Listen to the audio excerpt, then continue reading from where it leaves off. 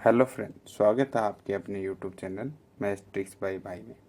आज अपन boat and stream को concept को देखेंगे और इस पर CGL 2024 में जो क्वेश्चन आए उनको सोल्व करेंगे। अच्छे क्वेश्चन जो आए उनको सोल्व करेंगे।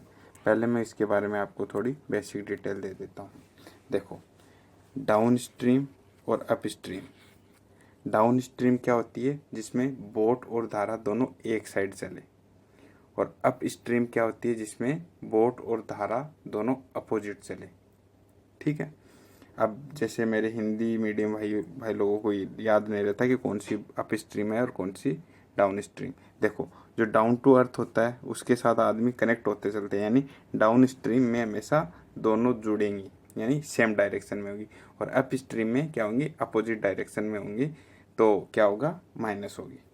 आई होप समझ पाए होगी। देखो, स्पीड क्या है? बोट की स्पीड और स्पीड स्ट्रीम की स्पीड दोनों जब जुड़ती हैं तो क्या होती है? डाउन स्ट्रीम आती है। और वहीं जब इनका अंतर होता है तो क्या होती है? Up stream. ये देखो, इधर ये स्ट्रीम की है, ये बोट चल रही है, तो ये किसका सिंबल आ गया? डाउन स्ट्रीम का। और ये इसका अपोजिट आ गया, तो किसका? अप स्ट्रीम का। आई होप आप अप स्ट्रीम और डाउन स्ट्रीम समझ गए होंगे। तो चलिए आगे देखते हैं। देखो, इसमें क्या लिख रखा है? जैसे कोई बोट है, वो x किलोमीटर प्रति घंटा की स्पीड से चल रही है और उसकी सेम डायरेक्शन में, मतलब जिस तरफ नाव जा रही है उसी तरफ धारा बह रही है, तो दोनों की स्पीड क्या होगी? ऐड हो जाएगी।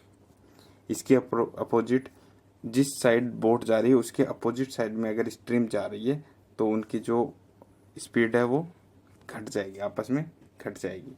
ये यहाँ लिखा है, जो कि मैंने आपको पहले भी बता दिया था।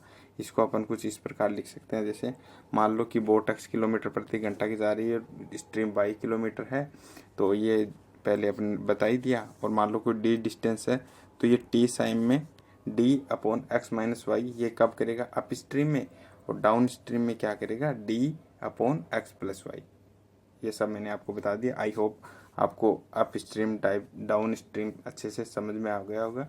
अब इससे रिलेटेड कुछ क्वेश्चन कर लेते हैं। तो चलिए अपना पहला क्वेश्चन देखते हैं अपन क्या है। क्या वो रखा है?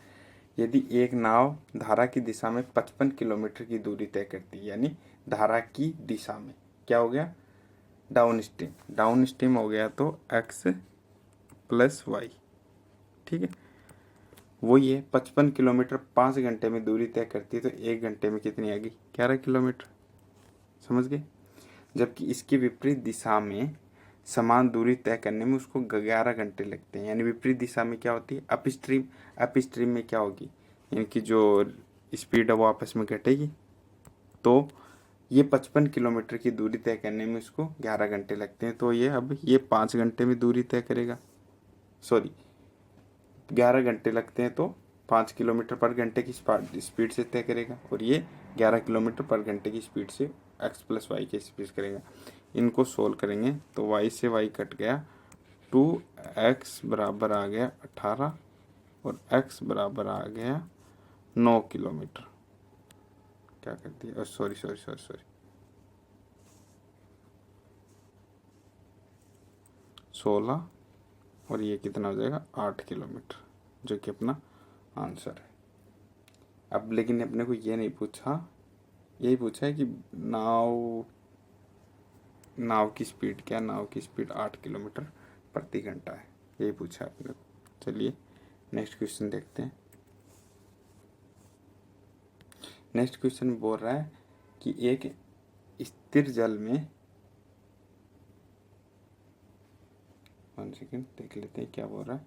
स्थिर जल में नाव 18 किलोमीटर प्रति घंटा और धारा 3 किलोमीटर प्रति घंटा की ओर से बह रही है।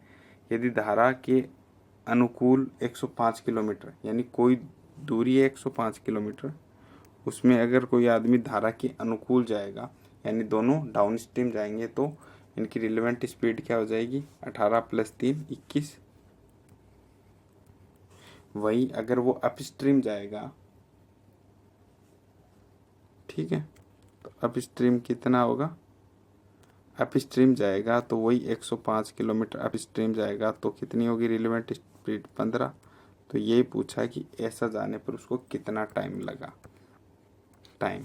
तो टाइम बराबर क्या आ जाएगा, 21 105 और 15 7 105, यानी 12 घंटे उसको टोटल टाइम लगेगा 105 किलोमीटर अप स्ट्रीम जाने में और आने में। यही अपने को पूछा है, ऑप्शन डी इसका आंसर है। नेक्स्ट क्वेश्चन देखते हैं।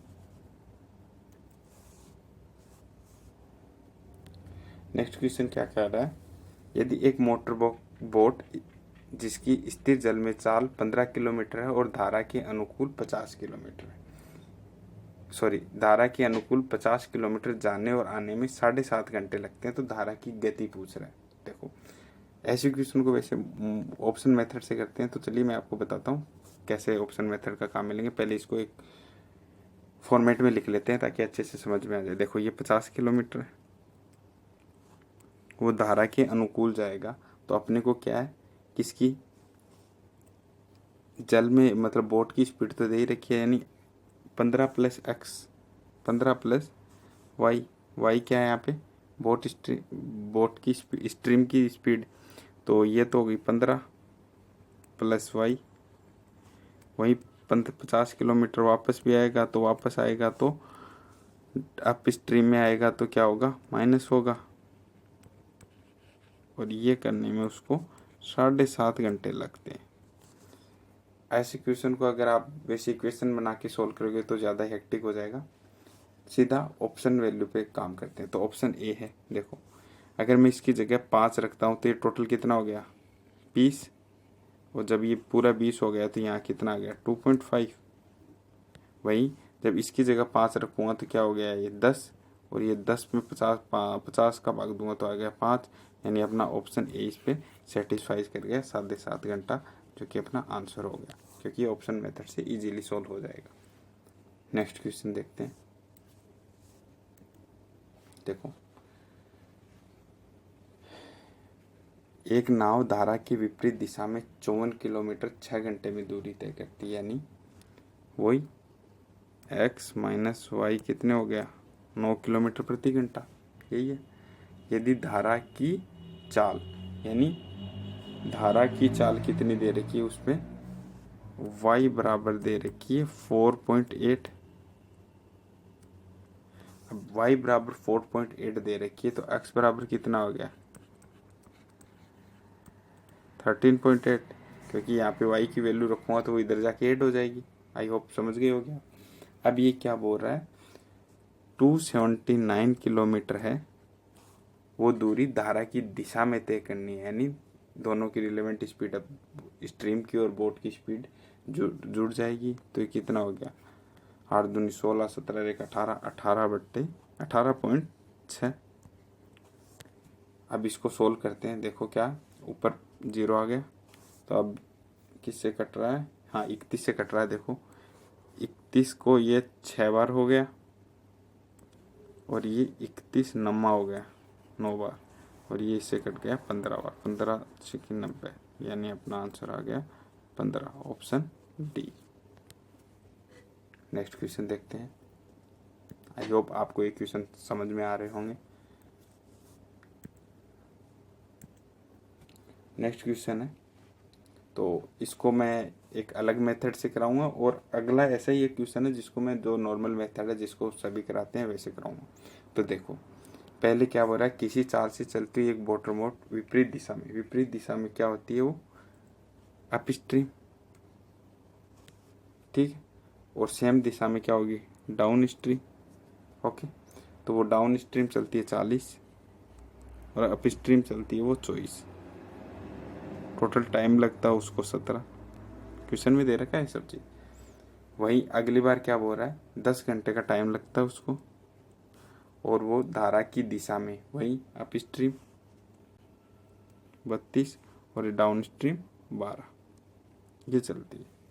तो वो पूछ रहा है कि धारा की स्पीड क्या है। तो सबसे पहले मैं अगर इन दोनों को इक्वल कर लूँ टाइम को, तो टाइम को इक्वल करने के लिए क्या करना पड़ेगा मुझे, इसको 10 से मल्टीप्लाई और इसको 17 से।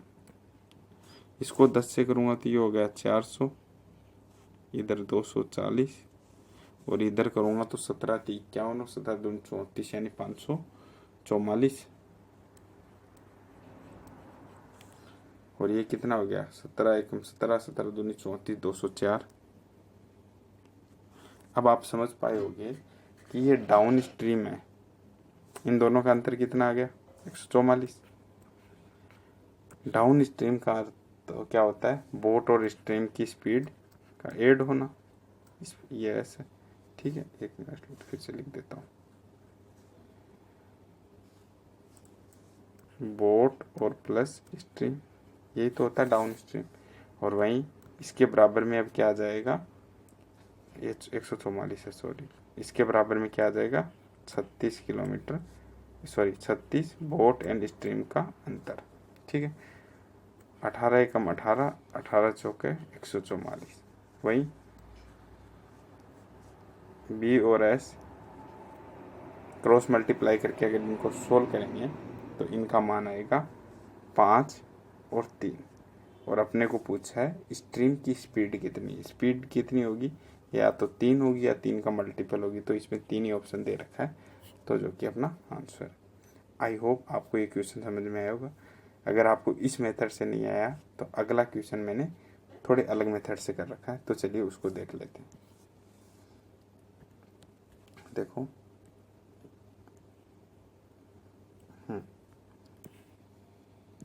देखिए क्या कर रखा है, देखो क्या बोल रहा है कि 32 घंटे में धारा के विपरीत 78 किलोमीटर जाने और आने में उसको 32 घंटे लगते हैं। यानी सिंपल सी बात है, एक मिनट, 78 किलोमीटर वो गया तो x प्लस वाई प्लस 78 की एक